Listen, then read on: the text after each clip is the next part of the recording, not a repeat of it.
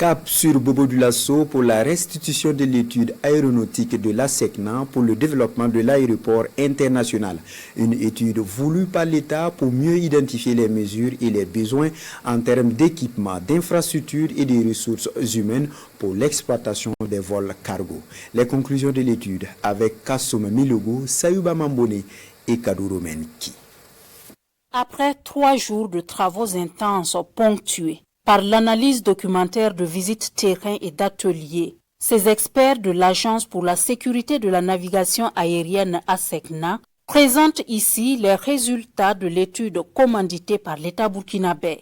Une étude qui vise à faire de l'aéroport international de Bobo Dioulasso un hub du fret international. Il s'agit d'une vision du chef de l'État. Il s'agit d'un projet très important pour notre pays, pour le développement donc de notre région. Et pour nous, il était de bon ton que nous venions de vive voix réaffirmer cet engagement-là et surtout recueillir aussi l'engagement des différents acteurs. Le but de cette étude, c'était de permettre une exploitation de l'aérogare fret début 2025, en janvier. Et discuter également avec les compagnies, voir dans quel cadre elles vont nous accompagner et aller vers un décret présidentiel ou un arrêté ministériel qui va fixer les bases pour dire qu'à partir de 2025, tout cargo sera orienté, en tout cas fret, sera orienté sur Bobo.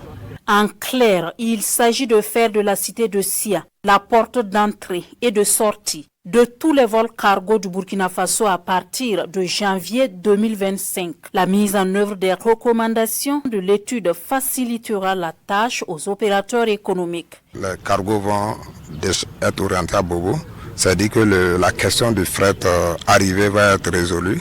Et si tous les avions se déportent à Bobo, c'est pour dire que leur retour est déjà vide.